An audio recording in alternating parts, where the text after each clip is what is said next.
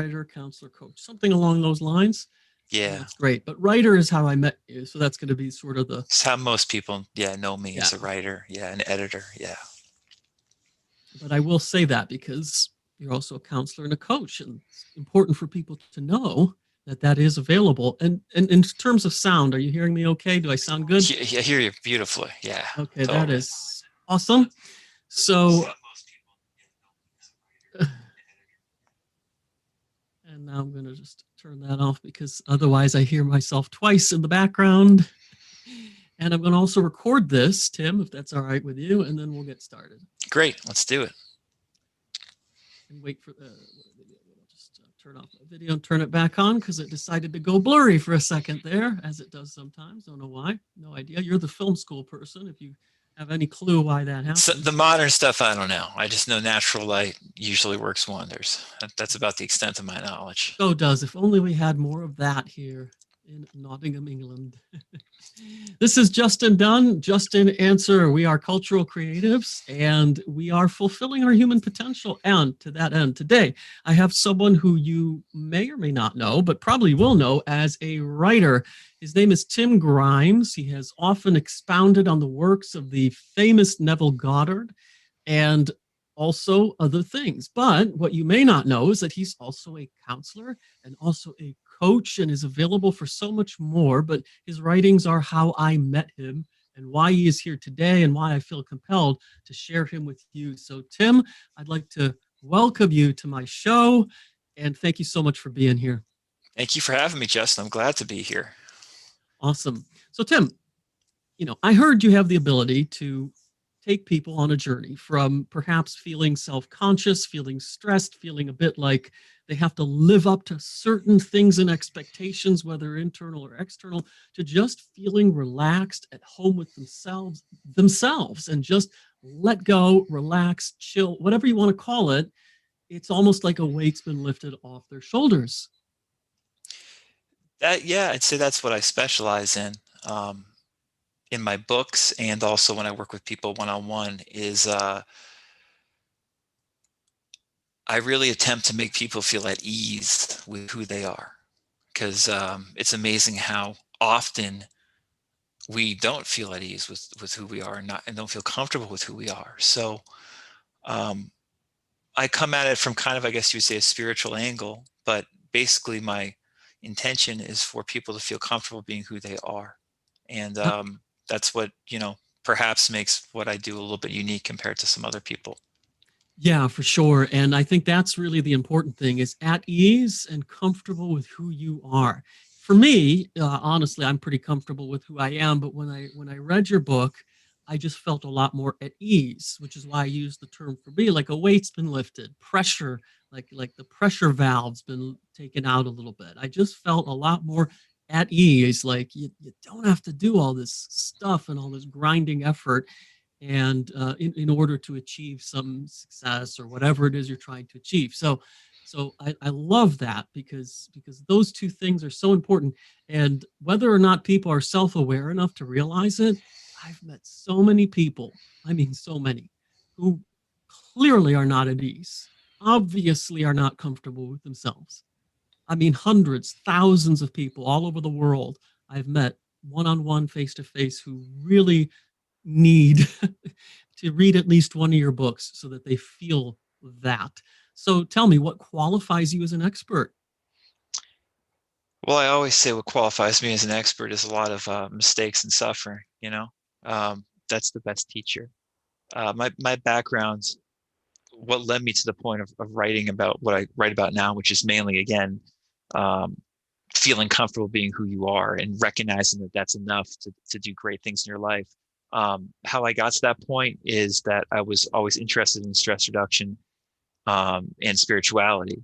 And I met with a lot of teachers, read a lot of books, went to a lot of seminars and stuff like that.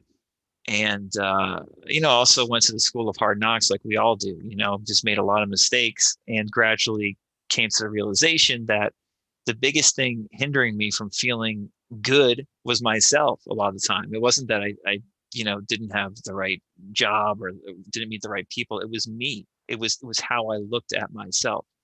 And so I just gradually became more aware that the better I treat myself, the more I have to give to others, and also just the better I feel. All kind of common sense stuff, but it's the kind of common sense stuff, as you said, Justin, that we all lose track of. I mean, we're all guilty of it, of just kind of beating ourselves up for no good reason and not giving ourselves enough credit. Um, so yeah, it's been kind of a long, winding road that got me here. And I think that what I talk to people about is the result of going on that road. Yeah, that makes sense to me because I certainly felt some of that when I read your book for sure. Again, that's why you're here. Because if I read your book and I figured I'd just throw it in the trash because it didn't do anything for me, I wouldn't want to interview. I'd have no interest. But I was like, ooh, I want to see if I can try and get this guy to share him with with people. So on that note, could you please teach a principle that our audience can relate to and immediately apply? Yeah, a real simple principle is that we think too much, and that most of the things we think are not helping you; they're hindering you. And so try to think less. And you can say, how do you think less? Well, there's a lot of ways to think less, but simply by relaxing more and genuinely relaxing into what you are and feeling like you are enough. If you can learn to relax more in whatever way you like to relax, if you can do that a little bit each day or a lot each day, it will positively affect your life. And there's a lot more that we could talk about in regards to that, and ways to think less rationally and to get less lost in our thoughts and self-criticisms. But the gist of it is, learn how to relax more. And you learn how to relax more by simply relaxing more, doing more stuff that relaxes you. Okay, so that's really good, and that will help with everything in a way. Yeah, you just cut off for a sec, Justin. You said everything, help with everything, or I mean, it In a will help way. with the Yeah, it yes. will help with everything in a way. Because if you enter, I mean, I'm Yeah, I just mean, thinking this from is a my life. this is a holistic approach, generally speaking, meaning that um, it's meant for, you can apply it however you like, but the benefits of relaxing um, are not going to just probably affect one part of your life. It's meant to trickle down to many different aspects of your life, meaning your professional life, your personal life, how healthy you feel that you are, your financial life. If you learn to relax more, you'll find long term that all these different aspects of your life can improve simply by relaxing more. And it sounds very simple, and I'm unfortunately have to tell you that it's not very simple to actually apply for most of us. It sounds simple, but it's not easy to apply. Um, so yeah.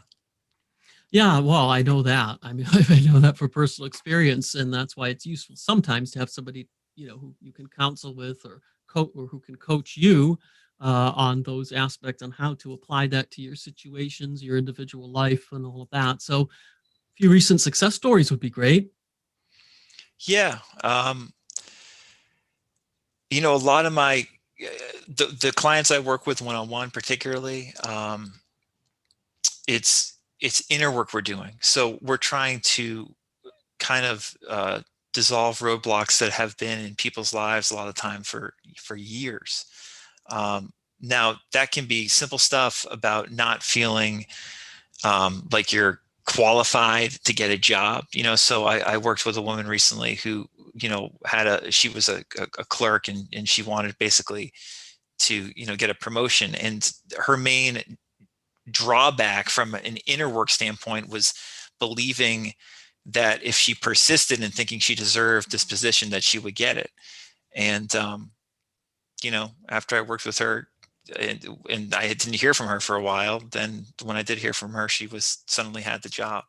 So Hmm. that's the type of thing that can happen, that when people think about like Neville's work, that people are often gunning for is like getting a job promotion, meeting a special person, or what have you. Um, so I do work with people like that, but also what I do more often, honestly, is go at it from this holistic way I was talking about, where what people usually tell me when they work with me is that they feel better in their life. They just feel more okay. Like it keeps on circling back to the same thing. You become more comfortable being who you are. And it's not just going to be one thing that improves in your life, but your whole way of living will hopefully improve.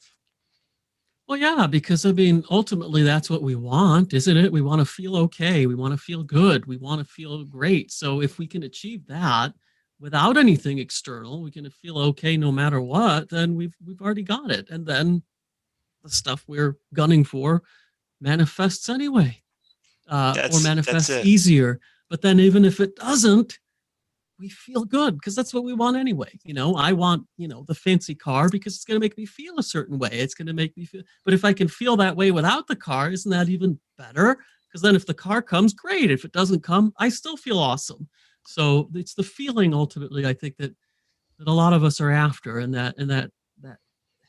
it's really tough to sometimes get that. It's really tough to understand that and to actually achieve it and to go there. So to understand it, first of all, is important. And then second of all, for a lot of people, it might be enough to just, read one of your books. But for other people, they might need a little bit more guidance, whatever it is, to get there, to arrive at that place where you feel good, you feel at ease, you don't feel that pressure and tension. That is what is key for me, at least. Yeah, I mean, I think it's a daily, it's a practice that we're doing each day. You can decide to not pay attention to how you feel and live with those results, or you can pay more attention to how you feel and live with those results. So why so many people have been, attracted to Neville's work over the years is because he's a master at talking about how you can change your feeling from within and how you feel about a certain thing in your life or how you feel about your entire life. And just by doing that, your life will change, as you just beautifully kind of stated, Justin. And that's something, I mean, honestly, most people don't get that at all. They don't understand.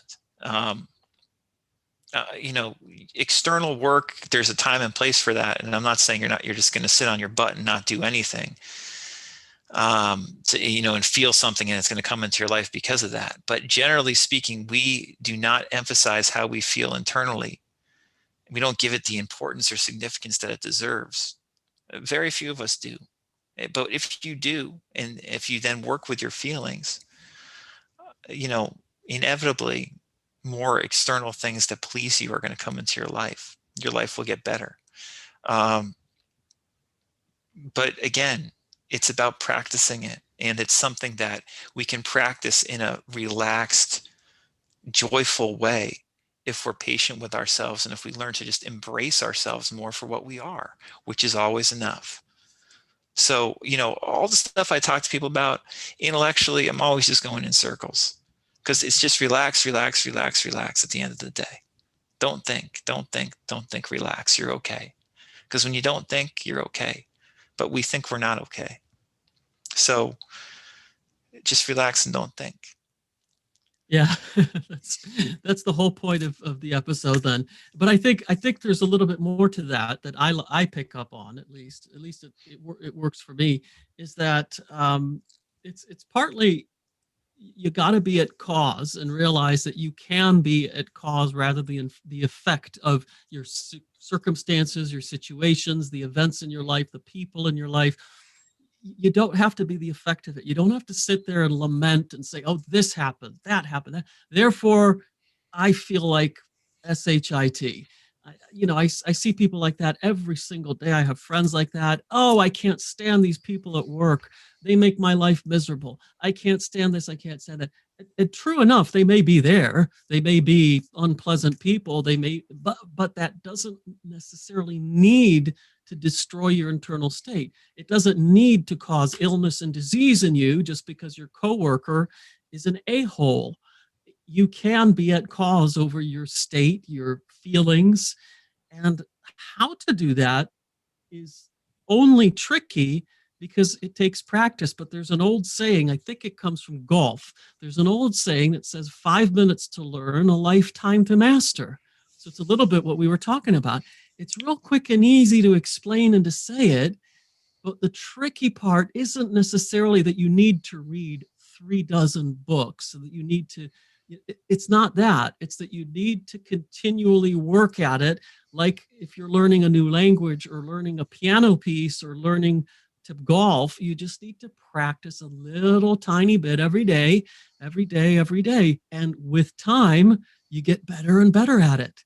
And that's the part that I think a lot of people miss, is they're continually seeking and on a search, when the real answer is that they've found the answer. They just haven't practiced it enough. They're continually searching for another answer, but they're never going to find that, giant needle to inject them with nirvana. They're going to have to sit there and, I don't want to say do the work, because it's not work. It's release, relax, it's at ease, but it is repetition. It is frequency and repetition that is the key. And to do a little bit every day, eventually they'll get to that place. It may take a year, it may take 3 years, but they will arrive at that place where the nasty coworker doesn't send them to the doctor's office for, whatever sickness has been caused internally, or stress or anxiety or whatever, because they can say, oh, great, there's an a-hole at work, but I feel great today. That's fine, no problem. And I think that, and it's not being cold, callous, or shut off, or emotionally distanced, or unempathetic. It's not that. It's being at cause over your internal state, rather than at effect over all the things that are happening around you. And they are the ones that are in control over how you feel and how healthy you are. And it also goes from taking you away from escaping the victim mode, the victim mentality, and collecting victim stamps from everybody. You escape that. And you just don't have to be a victim anymore. You can just arrive at being at ease or comfortable with yourself. And I think that's the part that I personally pick up on, that's additional to what we spoke on, but that is a side effect or a benefit, a good one, of working in this way. Oh, I mean, I just love what you said. So true. There's so much truth in what you just shared. So they call me Justin Answer. Maybe I should change the name of the show to Justin Truth. That's it, Justin Truth. Yeah. And just to backtrack a little bit for listeners who don't know, the book that we're referencing is called Relax More, Try Less, which is a book I wrote about 5 years ago, and it explores this idea that we're going over about, exactly as the title says, practicing relaxing more in our lives and experiencing it, as opposed to seeking some other solution externally, to get comfortable experiencing relaxation as a practice.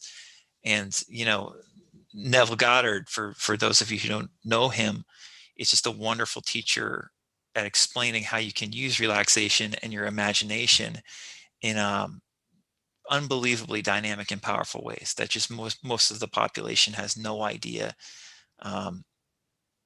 is possible or exists. They would think that what he's saying is crazy, but what he's saying is not crazy. And he showed time and time again that it was a very practical way to get better things in your life, by using your imagination in a relaxed state.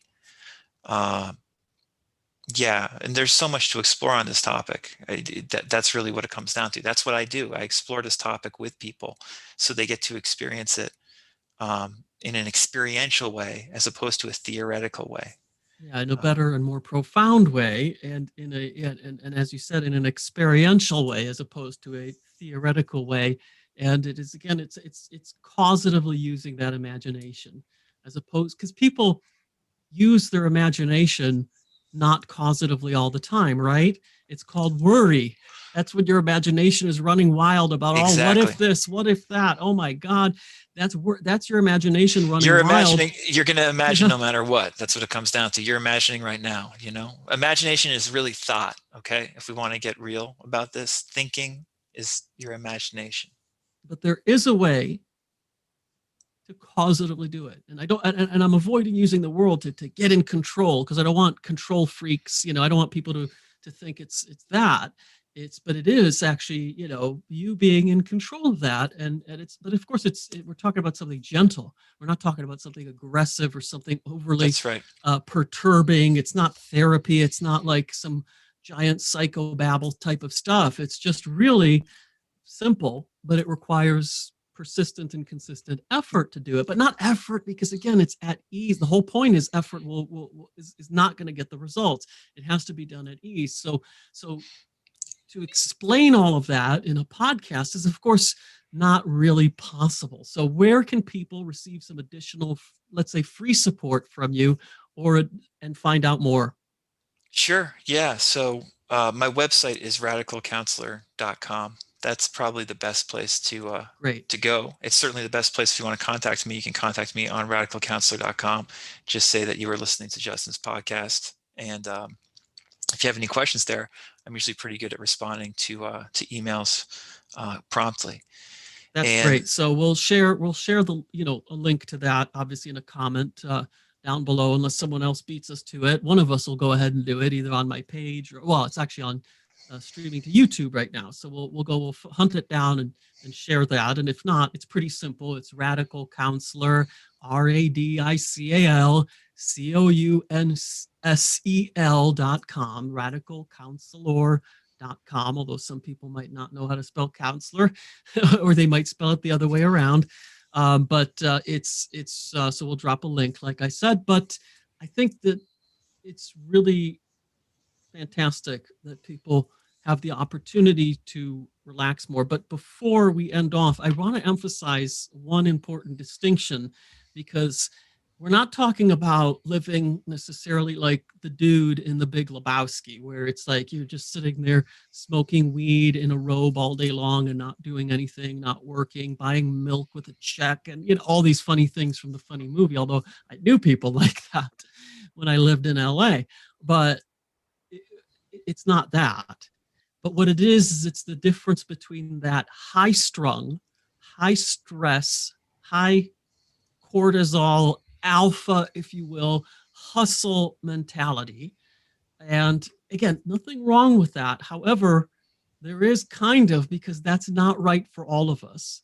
I've tried to do that. I've tried to live like that, and very quickly burned out and had lots of symptoms, which I won't go into detail here. That might work for some people, but for I think the majority of us, that kind of hustle, 7 days a week, 18 hours. Oh, if I'm not hustling, if I'm not, that kind of like stressed tension energy doesn't work for most people. I think there's a very big minority of us that actually works for. For most people, relax more, try less is actually the way to achieve more. I could probably list a dozen examples off the top of my head of people who have achieved transformative change in this world, who have started movements, who have created an incredible bodies of work, in terms of, I'm thinking of one specifically whose body of work included everything from physics, because he's a trained scientist, to meditation, to architecture, to yoga. I mean, he invaded so many domains, from health, nutrition, to meditation, all these things. And he was a scientist by training with degrees. And this is a person who, of course, relaxed more and tried a lot less and achieved a ton more. And I know so many people like that. And then, of course, the exception to the rule are the ones who don't do that, who are just absolute hustlers and high strung. The issue with that is it's also pretty much the quickest way to get to see the doctor, go to the hospital, and have open heart surgery for whatever, or an aneurysm or whatever, because that doesn't lead to physical health. It leads to perhaps a lot of satisfaction in certain aspects of life, but we're talking about a more holistic satisfaction without sacrificing the monetary success. And it's something I always tell people in business too, because there's a concept called maximizing shareholder value in the business world, and it's the responsibility of a lot of board directors. And I always think, well, that contract is always a little bit of a two-edged sword, because if you're maximizing their value, you're strictly managing by the numbers and the money. And you screw all the other values that there are. And I always tell people, I always use real examples, by the way. So sometimes I just drop the name of the company so I don't defame anyone. But I said once, I said, well, what if instead of paying 3 cents per pin, and of course, selling it for the cheapest was $7, and then they went up to 25, 26, but they paid 3 cents per pin. What if instead of paying 3 cents per pin, you paid 23 cents per pin and still sold it for $7? Isn't that still a wonderfully wild profit margin? But then maybe those people over there could avoid toilets and running water. You see, but that would not be maximizing the shareholder value, because that's not completely exploiting what's available. And so there's that little worm out there in the business world and the legal world, and it's a contractual obligation they have that I think sometimes screws a lot of us over. Do we need to maximize the dollar figures on the wall while sacrificing everything else? Or instead of having $10 billion, would we be happy with $5 billion, but our physical health, sanity, and relationships intact and nurtured? That is, I think, more along the lines of what we're talking about by relax more, try less, as opposed to the be completely supine and do nothing. Because I want to make sure that distinction is clear. Because some people will go there, they'll challenge and say, well, I'm not like the Big Lebowski or something. I'm not like gonna not work or something, because that's not what we're saying, right? Well, not necessarily. I'm a contrarian all the way. I mean, this works very well for people in high strung professions for exactly the reason you just said, and you explained it very well. But it's often harder to be a bum than it is to have a normal life and work hard, because that's what people do. So listen, if you want to be the Big Lebowski, go for it. You got to do what makes you feel good. We keep on coming back to the same point because that's what's important. Mm-hmm. If being, as Justin said, the small minority of people who like being go, very alpha and always just going 100 miles an hour, if that makes you feel good most of the time, if you're happy doing that, do it. But I've worked with a lot of people like that, especially, I used to be in real estate. I've encountered many people that are like that. Most of them are not happy. And they also are pretty crappy to be around a lot of the time. Yeah. So do you want to be like that? Or do you want to feel comfortable doing whatever the heck you're doing? You got to ask yourself, do I feel good right now? And you can check in a couple times a day. Do I feel good right now? And if the answer is yes, then keep on doing what you're doing. But if it's not, it's time to change things. And an easy way to change things is to be more forgiving of yourself and relax a little bit more. Great. And for more of how to do that, and if you want to find out more and discover more, you just go to radicalcounselor.com. So, Tim, thank you so much for being here. Is there anything you'd like to say or ask or share with us before we end off today's episode? No, just, if you have any questions, as I mentioned, you can go to radicalcounselor.com and ask me there. And there's a free guide there called the Relaxation Manifesto that goes over these points that Justin and I have been talking about in a short, kind of fun way. And, I've got a bunch of books and stuff on Amazon too that you can check out if you want to see them. Oh, for sure. Tim Grimes on Amazon. That's how I found him. Yeah, that's how most people find me. So Relax More, Try Less is a pretty practical book. The Joy of Not Thinking is another book that I recently wrote. Pretty practical. So yeah. And you're I just tell people to relax. Relaxed. Create the life that you want that's going to make you happy. You don't have to live someone else's life. You don't have to live what this guru or that particular thought leader tells you is the thing to achieve.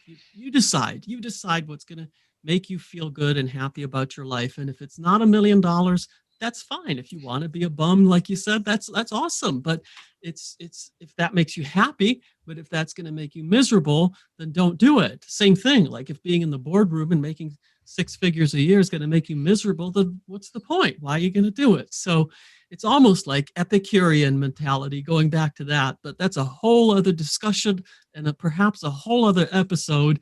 So we'll leave it at that. So Tim, again, thank you very much for being here. I'm Justin for Justin Answer. Cultural creatives, we are fulfilling our human potential. So make sure you keep tuning in, keep listening, and let me know. Comment down below what you think of this episode. Of course, if you have any questions for Tim, you can still comment down below. I promise to relay them. And thank you. Thank you for watching. Thank you, Justin. So we've stopped the recording. I'm just going to end the live stream. So for anyone on YouTube, hello, thank you. Make sure you comment, like, share this episode. And most importantly, go check out Tim Grimes, either on Amazon. His name's easy to spell, or just go to